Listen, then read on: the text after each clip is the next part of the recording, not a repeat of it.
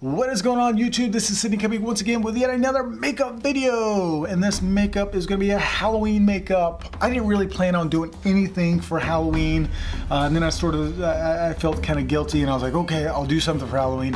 So I opened up the drawer and see what kind of prosthetics I had on hand, and boom, I picked this prosthetic. It's just a forehead prosthetic. I applied it on different ones on myself numerous times, so I was like, this would be a quick and easy makeup, so that's why I did it. If we're talking about products that I used in this makeup, definitely Delium Tools brushes, because Delium Tools are the best effects brushes that you can get in the industry. You won't find anybody else that makes such a good brush. They last, they're amazing. Of course, I also work for the company, so maybe that's why I'm talking them up a little bit. But this makeup was a lot of fun. You know what, other products that I've used, I'll talk about it because I'm going to do a voiceover through this video, so I'll talk about it when I'm talking you through exactly what I'm doing in the video. I'll tell you exactly what products that I'm using, and you know what, let's just get to it.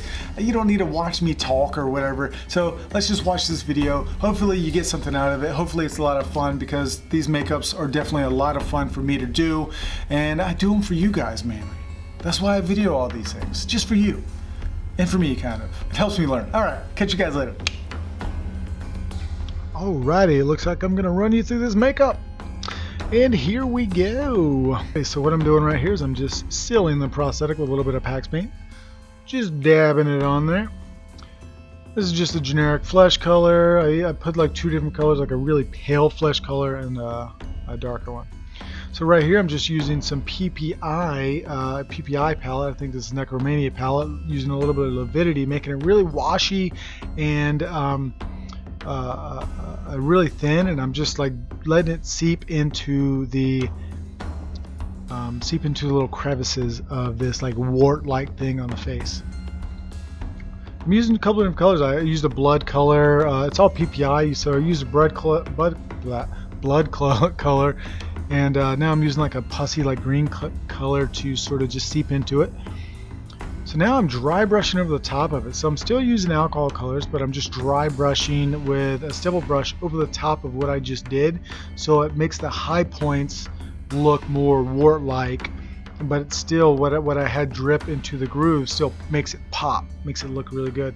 So I'm using like a light flesh color, and I'm using sort of a yellow pussy looking color to sort of just dry brush over the top of it to give it that wart-like texture and look. So I'm using a little bit of airbrush. This is a little bit of like mauve, or maybe a deep mauve that I'm airbrushing, just give it a little bit of irritation around.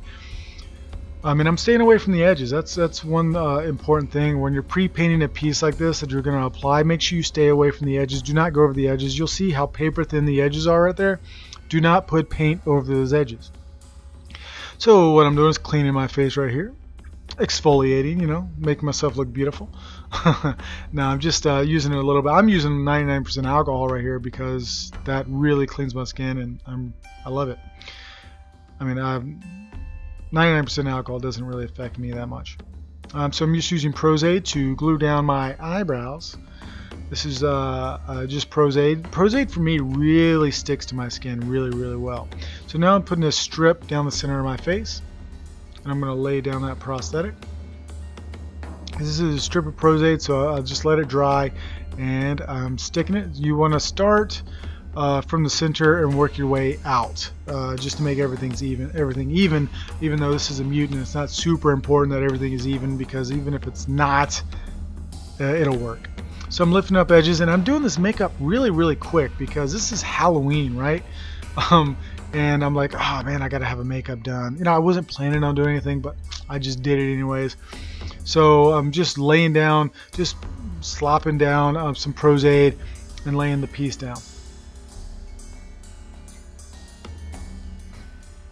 As you can see, I'm using a large glue brush because I'm trying to get this laid down as quick as I can. And I'm slapping it on, and I'm sticking it to it, making sure it lines up. Of course, this is much harder to do makeup on yourself, to make it, because you can't see everything, especially with something like this.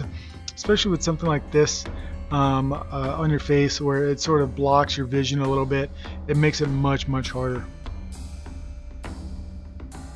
Trying to make it quick. Put glue down, and I had to shave my upper lip so that I could glue on top of it. I wanted some facial hair in this makeup because I wanted to make them look more just nasty and make the hair all dirty on the face. Yeah, laying it down. So I'm sticking, I'm trying to stretch it. And then, you know, the good thing about foam latex is if it doesn't fit, you can stretch it just a little bit. My nose is a little bit bigger than the nose that this was sculpted for, so I had to stretch it down a little bit. Don't be scared to stretch foam latex. You can, but just don't stretch it too far. So right here I'm using the stomper brush to powder the edges, to push down the edges. Boom, boom, boom, and that sort of adds a little bit of pressure, so you can add pressure without having your finger stick or having your brush stick. You have the powder on there and boom. So right here I'm using one of our smaller glue brushes and just going right above the eye, and then using the stomper brush to sort of push that edge down that I just glued. Doing the same thing to the other side.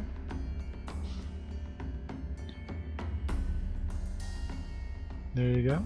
And this is hard because when you're doing that, you're liable to glue your eye open, and then you get a powder and then try it again. Oh, yeah, it's tough. So right here I'm using the bent liner brush to sort of pick up edges and lay the edges down just to go up on them. Now I'm using Telesis. I sort of switched to Telesis last minute after I did all the Prosade just to go over the edges. I don't really know why I did this. I just did it. I had some like next to me and I was like, I might as well use it. So the good thing about foam latex, like right here, you can see how the edges are laying down, and all I'm doing is going over the edge with the glue and I'm thinning it out a little bit. Foam latex is a sponge, so it absorbs the glue and it glues itself down. So now what I'm doing right here is I have a little bit of a orange sponge, and I'm stippling over the edge with a little bit of Prosade to hide edges and to blend it out into the skin, to texture the edges out into the skin. And that's what I did. So now I'm actually going over the edge with more packs. So this packs, I'm just stippling over the edge. You know, generally, you know, just to give you guys a little heads up, packs is half acrylic paint and half Prosade, but not all the time. I just want to give you guys that just in case you haven't heard it and I haven't said it in a recent video. Alright, I'm just stippling it out, just coloring this, just even going onto my skin a little bit. I think this maybe, is this Mel's? Yeah, I think this might be Mel's packs. Mel's or Time of Surprenant packs, one of those. And it's much easier to go onto the skin and it's easier to come off. If you make your own packs, beware that packs will stay on your skin. It'll be really hard to get off, but you can do it. So now I'm just spraying. This is a spatter brush basically that I got from Harbor Freight for $14. I'm just spraying a little bit of flesh to sort of pale me out a little bit, as well as a mauve color to put a little bit of life back into me.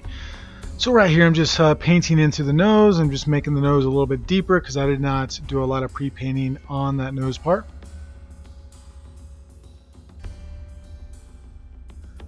Going into nose, and this is the hat. The reason I put on the hat because I wanted to see how far the hat goes down, to see how far I have to paint on the forehead and everything, see how everything blends together, because I was going to wear this hat. So now I'm using a little bit of Midnight Cream colors right up under the eyes, just blending in. I think I went a little bit too heavy with the red up under the eyes, but you know, it really made them look really irritated, so it worked out. A little bit too heavy, but it sort of played with the character and looked pretty cool.